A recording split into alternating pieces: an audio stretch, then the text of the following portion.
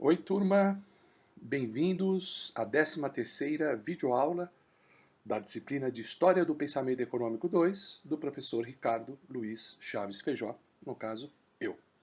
Muito bem, então, dando sequência à nossa disciplina, à nossa exposição, novamente faremos, num ponto da apresentação, uma pergunta que deve ser entregue no prazo de uma semana.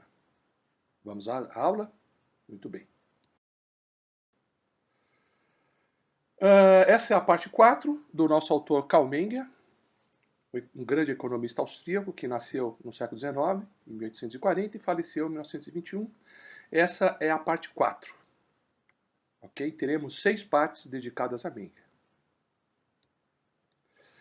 O tema dessa aula são as necessidades humanas. A maneira como elas aparecem naturalmente e subjetivamente, as duas coisas, e a maneira como essas necessidades são hierarquizadas. A maneira como, natural e subjetivamente, se estabelece a escala de importância das necessidades. Que eu estou chamando aí de a escala de necessidades. E a partir da construção e da determinação dessa escala de necessidades é que surge o fenômeno do valor econômico do bem. Como nós já antecipamos em aulas anteriores, o valor do bem, o valor econômico do bem, se for bem escasso é bem econômico, esse valor é medido pela importância do desejo satisfeito associado a esse bem, ou nas palavras de Menger, pela variação do grau de importância das diversas necessidades a serem atendidas. Então, para se avaliar a importância da necessidade, é importante estabelecer uma ordem hierárquica entre essas necessidades. No caso da coisa externa, que funciona como bem, estabelece a hierarquia das possibilidades de satisfação, das possibilidades de atendimento das necessidades, disposta hierarquicamente. Em função dessa situação, dessa condição, a relação da coisa, chamada de bem, com a escala de necessidades, é que surge o fenômeno do valor. E o valor sempre se refere a uma porção do bem, a uma quantidade especificada. De que maneira as necessidades são estabelecidas hierarquicamente? Estabelece-se uma ordem de importância dessas necessidades. Ok? Bom, em geral, para todos os bens que compõem uma economia, pode-se falar também de uma hierarquia de necessidades. As necessidades mais importantes, obviamente, são as que preservam a vida. A necessidade de atender à sede, da alimentação, do abrigo. Então, tudo que é absolutamente imprescindível para a manutenção da vida. E há outras necessidades em grau crescente de superfluidade. O grau de importância das demais necessidades, nas palavras de Menger, escalona-se de acordo com o grau do bem-estar que depende do atendimento das respectivas necessidades. E para o grau, aqui ele destaca a duração e a intensidade, que são aquelas duas primeiras dimensões da utilidade destacadas na análise de Jevons, na análise de Jevons e de Bentham, que Jevons tirou isso de Jeremy Bentham. Né? Então é isso. Então há diferentes graus, tá certo? De necessidades que são atendidas. Tá? Grau que eu digo aí é o grau de importância da necessidade atendida. De forma que se constrói, com base nessa diferença de graus, se constrói natural e subjetivamente uma escala de necessidades. Não apenas temos necessidades diferentes, algumas mais essenciais para a vida, outras mais supérfluas, digamos assim, mas também, né, cada uma dessas necessidades, elas podem ser atendidas mais ou menos plenamente. Tá? Os diferentes graus de necessidade pode ser atendida num ponto de plenitude, de saciedade, ou numa porção, numa quantidade pequena. Então tem a escala da importância das necessidades, e para cada grau nessa escala, a necessidade pode ser atendida mais intensamente, mais completamente ou menos completamente. Tá? Então, temos A variação no grau de importância no atendimento de uma necessidade específica, algumas são mais importantes que a outra, algumas preservam a vida, outras são mais supérfluas. E, para cada grau de necessidade, pode-se estar num ponto mais distante ou mais próximo da situação de saciedade. Então, devemos levar em conta a variação no grau de importância no atendimento de uma necessidade específica, importância que varia à medida em que se aproxima do ponto de saciedade. No ponto de saciedade, aquela necessidade perde a importância. Ok? Então, os desejos eles podem ser classificados em termos da essencialidade deles, o quanto eles são importantes para preservar a vida, tá?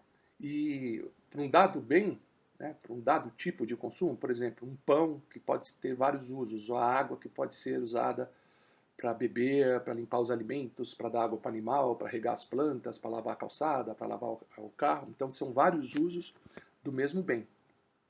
E esses usos atendem a diferentes graus de necessidade. Tá? Então, os vários desejos são classificados e cada desejo associado a um bem pode ser arranjado em um tipo de escala. Então, o agente econômico ele se empenha em classificar os desejos. Os desejos são classificados naturalmente e pela ação da subjetividade. E é fato que, para o teórico, é difícil classificar esses desejos. Né? Bom, há desejos mais essenciais, ou que requerem satisfação periódica, quase contínua, que devem ser constantemente atendidos. Há desejos fundamentais, há desejos universais, ou seja, todo agente econômico possui esse tipo de desejo. E há também uma superestrutura de outros tipos de desejos que são necessários para o desenvolvimento individual ou social do ser humano, que vai desde coisas mais essenciais até caprichos, extravagâncias e fantasias de todos os tipos, que também são desejos, embora possam ser menos essenciais, menos importantes. E os desejos não representam, não configuram um quadro estático. O desejo evolui com o desenvolvimento da sociedade. Então, aqueles primeiros sapiens que no Paleolítico Superior adquiriram a capacidade de atribuir significado às coisas, e isso há 50 mil anos, e há 10 mil anos começaram a dominar a agricultura, a domesticação dos animais, e construíram as primeiras cidades, eles tinham uma escala de desejos bem menor do que a do homem moderno. Então, o progresso da civilização produz a expansão do círculo de desejos. À medida que a sociedade se desenvolve, cria-se novos desejos. Tanto que numa sociedade complexa, altamente organizada, bastante civilizada, cada indivíduo que faz parte dela tem uma longa e complexa graduação, quase infinita, de escalas de desejos. E essa escala não é exatamente a mesma de um indivíduo para o outro, inclusive dependendo da classe social em que esse indivíduo ocupa, da idade em que ele se encontra, etc. Então, olha só, do ponto de vista do teórico, o esforço de classificação desses desejos é algo muito difícil. Na verdade, é impossível. O teórico, o economista, o analista econômico não é capaz de estabelecer a escala de desejo concreta, tá certo, e natural, de cada indivíduo que faz parte da sociedade. Mas ele não precisa ter a escala específica, ele simplesmente faz análise supondo a existência de uma escala desse tipo. O que prova a existência dessa escala? O próprio fato dos bens serem adquiridos a um preço. Tá? Ok? Quer dizer, o fato da economia ter esse aspecto quantitativo, do valor ser cotado em preços, é um indício de que os indivíduos que participam do processo da troca estão fazendo a classificação dos seus desejos de alguma maneira. Tá? O próprio fato de existir um preço, e dado um preço, uma quantidade importante dos indivíduos estão dispostos a adquirirem o bem, a comprarem o bem a esse preço, o fato de existir preço prova indiretamente que os indivíduos fazem uma escala de classificação dos desejos. Então, o próprio fenômeno da troca pressupõe um arranjo prévio dos desejos individuais numa escala essa que mostra se o grau de satisfação deste ou daquele desejo é maior ou menor que o de outro desejo. O próprio fato de um indivíduo efetuar uma compra, por exemplo, ele está indicando que o desejo pelo bem adquirido é maior do que o desejo que se abdica, tá certo? Que o desejo que está associado ao dinheiro. Então, pode-se dizer que o desejo pelo bem é maior que o desejo do dinheiro. É claro que o dinheiro não tem utilidade em si mesmo, mas é o desejo pelas diversas outras coisas que ele poderia comprar com aquele dinheiro. Tá?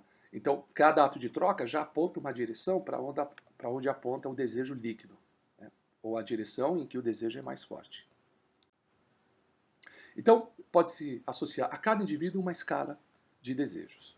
Todo indivíduo, cujas riquezas são limitadas em relação aos desejos, tem uma escala em sua mente quando ele organiza os gastos.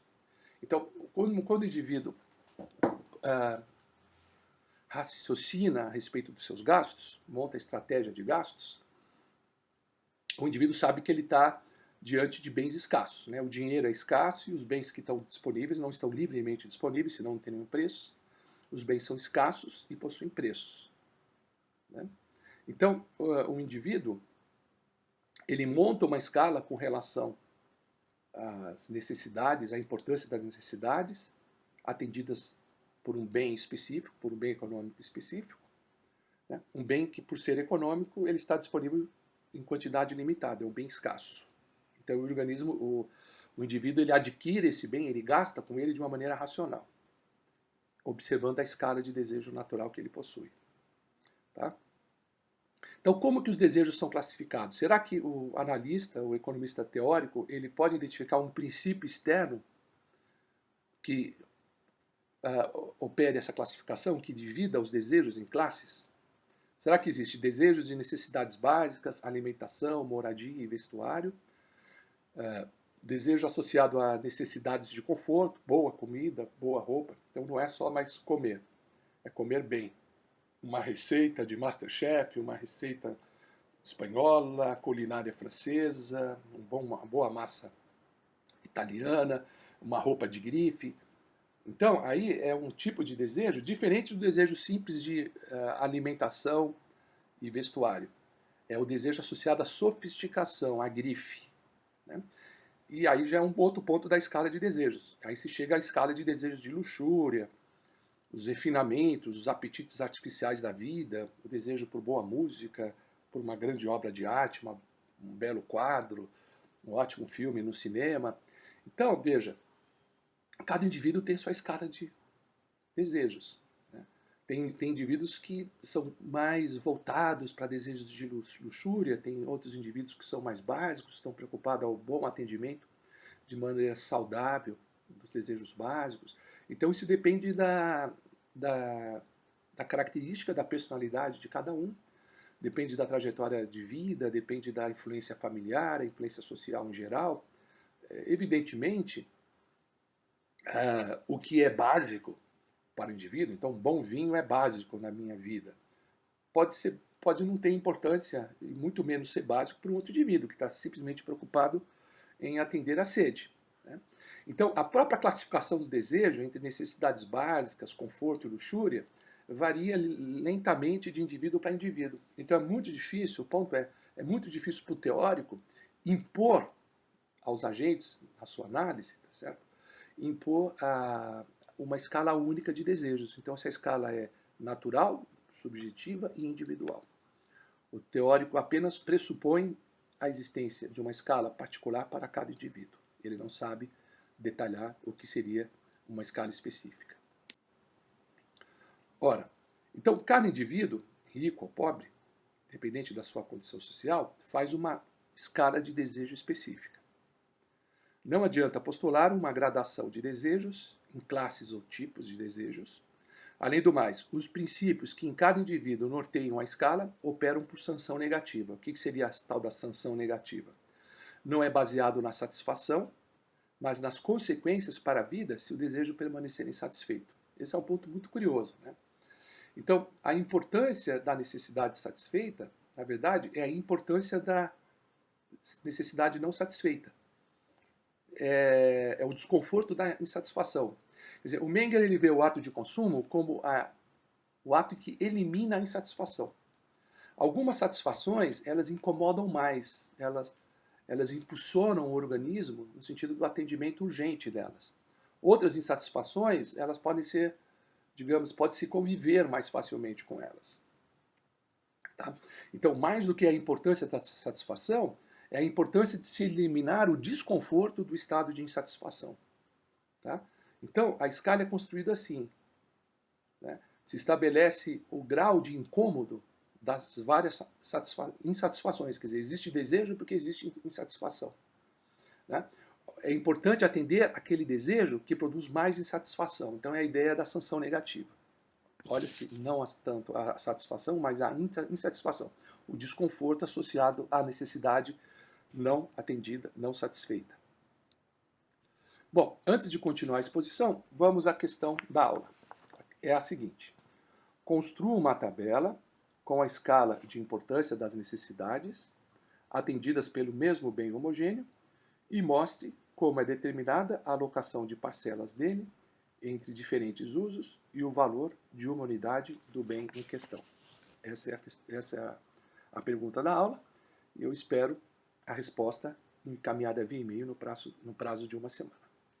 Muito bem, então existe essa escala que é absolutamente individual, subjetiva, embora tenha uma base natural, que cada indivíduo constrói levando em conta a sua condição social, o seu histórico de vida.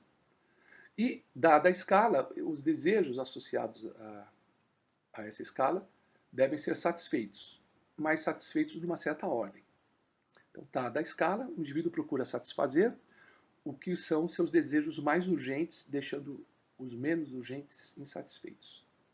Quer dizer, esse é o ponto central do processo de atendimento racional dos desejos, que Menger chama de economização.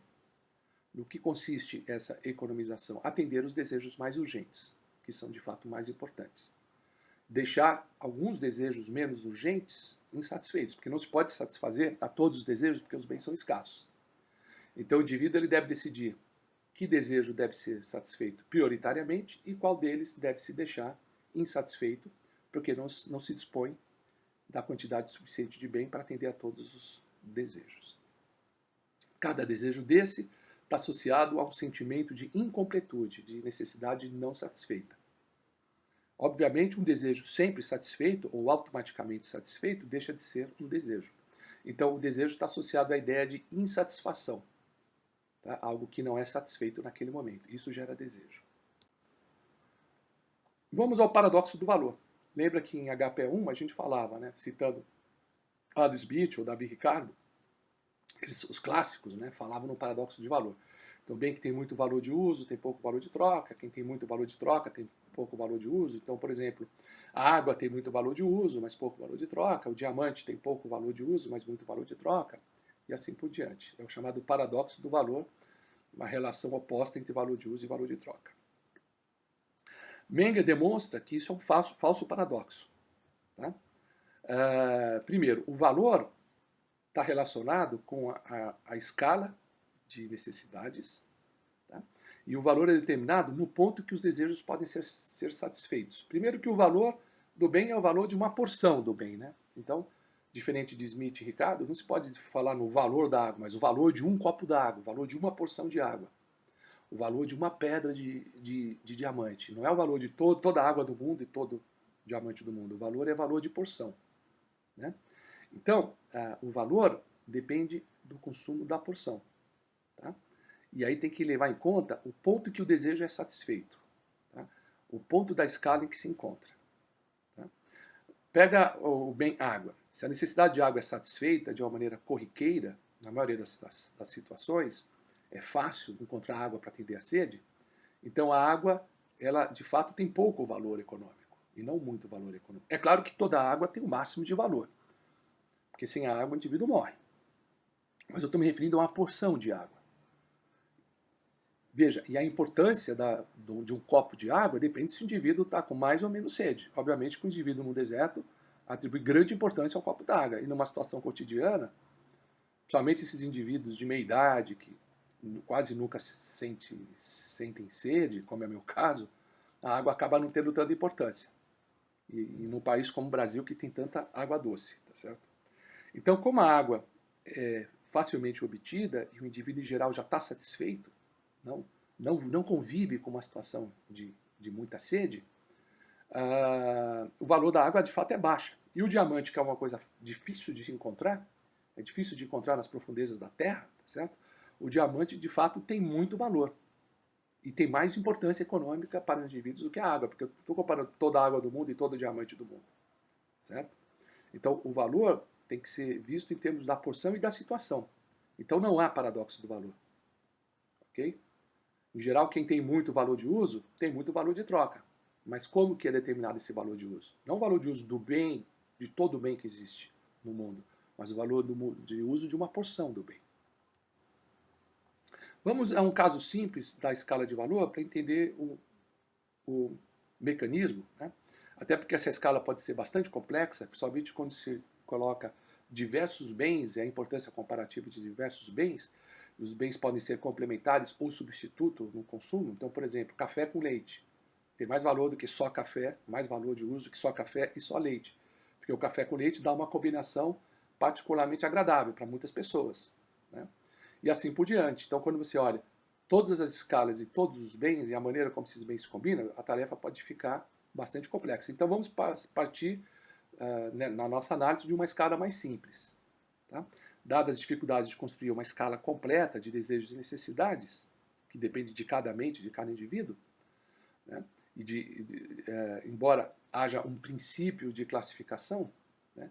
Embora cada indivíduo classifique de uma maneira particular, Menger, para contornar essas dificuldades, ele identifica um caso mais simples. A escala de valor para o caso de um único bem, tá? Satisfazendo a diferentes finalidades, diferentes usos desse bem, e para um indivíduo hipotético, para um indivíduo imaginário.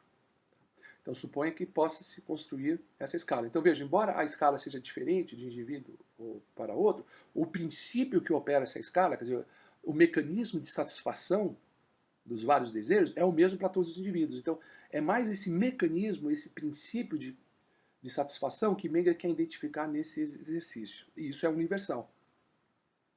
Tá? Naquela discussão entre Menger e os economistas históricos alemães, o Menger vai dizer, olha, a economia, a ciência exata da economia, ela identifica mecanismos ou princípios universais. É isso que Menger está dizendo. Isso vale para todo indivíduo, independentemente da sua escala, embora a escala seja bastante particular. Então, pega o caso do pão. Ele satisfaz diferentes desejos de alimentação. Né? E o Menger nos diz a respeito. É muito diferente a própria importância que cabe aos diversos atos com que as pessoas atendem à necessidade de alimentação. Né? Então, os diversos atos, os diversos consumos, tá certo? Atendem a uma importância bem diferente. E essas várias importâncias podem ser estabelecidas hierarquicamente. Mas como que se mede essa importância? Tá? A escala de importância dos diferentes graus de atendimento das necessidades é obtida expressando-se em número as grandezas. Então ele vai expressar a importância de cada grau da necessidade satisfeita por um número. Veja que esse número não é a medida cardinal da utilidade. Esses números vão ser usados só para poder comparar e dizer que aquele grau é mais importante, aquele grau de necessidade é mais importante do que um outro grau de necessidade. Tá? Esses números eles servem para estabelecer uma ordem, uma classificação ordinal dos bens, das importâncias. Então, temos diferentes necessidades associadas à alimentação. A alimentação pode servir à manutenção da vida, da saúde, atendimento de prazeres mais luxuosos, etc. E essas diferentes necessidades da alimentação, que pode ser o consumo do pão, por exemplo, né, são dispostas em números romanos.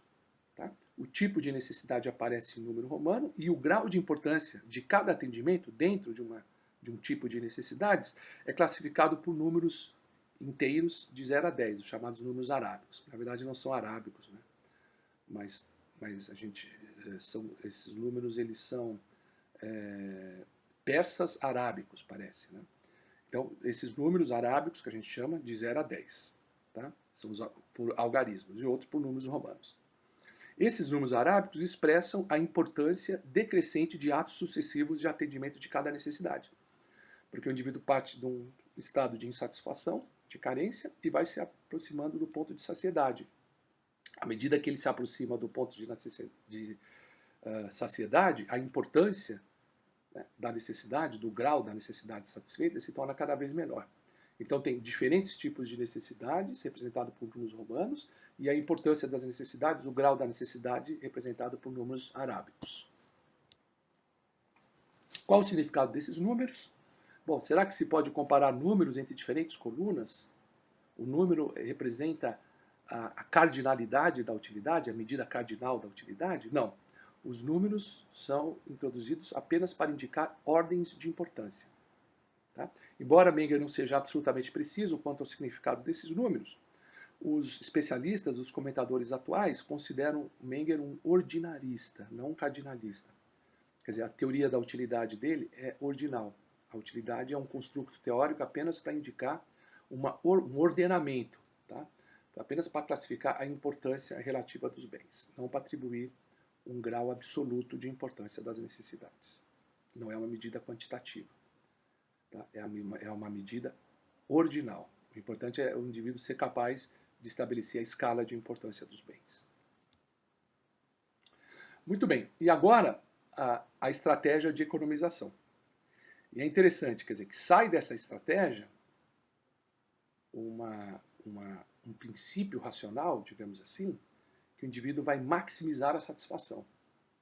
Mas é interessante que o Menger ele não elabora um problema matemático, onde tem lá a função objetivo e a função subsidiária de maximizar a utilidade sujeita a uma restrição orçamentária. Não é bem assim, não é utilizando essa técnica matemática. Mas há, na análise de Menger, a ideia de que os indivíduos são maximizadores, né? Então o Menger está junto com os outros da Revolução Marginalista, e não é à toa que eles fazem parte do mesmo movimento, da mesma revolução, porque tem esse princípio do indivíduo maximizador. Tá? Mas a maximização aqui é só uma consequência. Tá? O princípio que opera, que conduz os indivíduos, é a ideia de satisfazer as necessidades mais importantes. Desse princípio é que surge a maximização da utilidade. Tá? Porque os indivíduos eles deixaram de satisfazer necessidades menos importantes, eles priorizaram as necessidades mais importantes. E como consequência dessa estratégia, acaba ocorrendo a maximização da utilidade. Tá? Então vamos lá. Temos um suprimento de alimentos que permite atender às necessidades humanas. Tá? E vamos supor que haja que a quantidade de alimentos disponíveis permite atender a 6 graus de satisfação. Todos os graus de satisfação são identificados numa tabela. Na tabela aparecem as necessidades em números romanos. A necessidade 1 é a mais importante. Tá? Depois a necessidade menos importante, o tipo de necessidade atendida menos importante é a segunda. A terceira é o número 3 romano, tá certo? E assim por diante.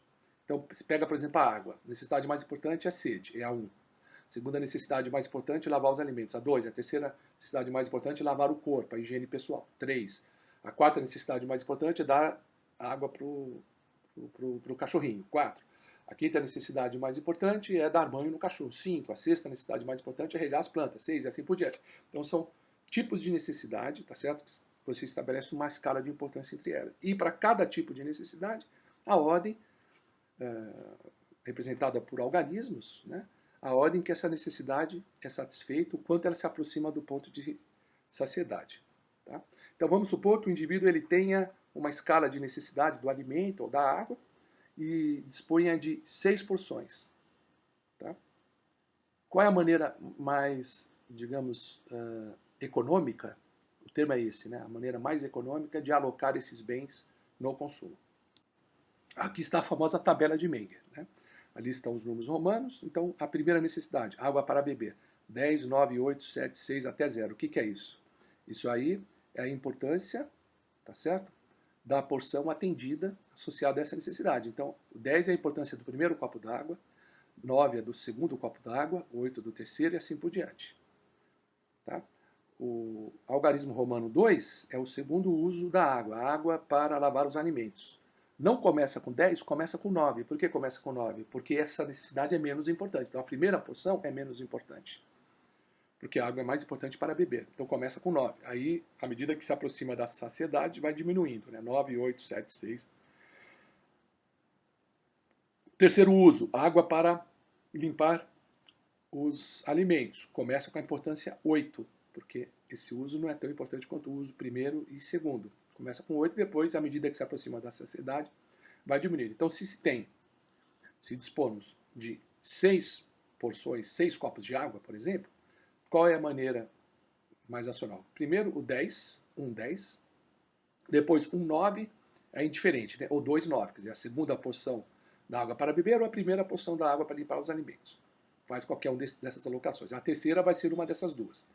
A quarta fica entre o primeiro uso, a terceira porção do primeiro uso, a segunda porção do segundo uso e a primeira porção do terceiro uso. Porque aí a importância final do consumo de água é 8 em todos os casos. E aí você aloca assim, então, 3 copos no primeiro uso, 2 copos de água para limpar os alimentos e um primeiro copo de água para a higiene do corpo. Então aqui são esses 3 usos, e aí você percebe, olha, que em cada uso a importância final é a mesma. Né? É assim que Mengele chega ao princípio equimarginal, que a gente associa à segunda lei de Gauss. Né? A importância do uso final do bem, né, nas 3 possibilidades de uso do bem, acaba sendo a mesma, que é a importância 8. E essa importância 8 é que dá o valor do bem. Né?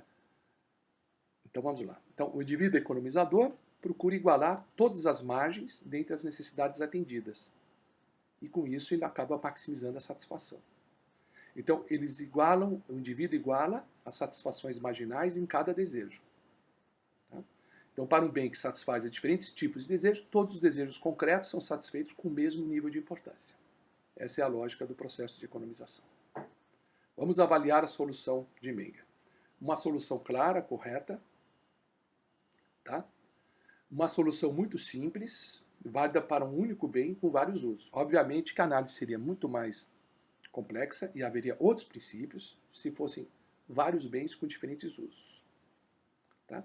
E há outras dificuldades. Por exemplo, se a possibilidade de satisfação de um tipo de desejo é possuída por vários bens atendem a esse desejo, é difícil fazer essa comparação simples, olhando simplesmente a escala de importância.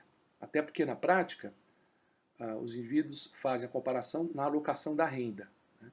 A comparação é feita em termos monetários, não olhando diretamente para a escala de desejos. Então, na situação prática, a moeda, os preços é fundamental para o indivíduo tomar as suas decisões alocativas. Tá? Mas numa situação mais estilizada e simples, pode-se fazer a comparação diretamente em termos das utilidades marginais. Então, o princípio da economização, a tabela e a identificação da utilidade marginal, tá? É o que permite analisar a essência do valor. Então, o valor é a importância do último grau satisfeito de uma necessidade nos seus diferentes tipos de uso do bem, tá certo? Então, essa tabela permite nos dizer que o valor de 6 porções de alimentos é o quê? 6 vezes a importância que tem o atendimento da necessidade de menor grau de importância dentre as necessidades que puderam ser atendidas. Tá? Então, a utilidade marginal, o último grau de necessidade satisfeita, a importância desse último grau, é que confere a importância de uma porção do bem em questão.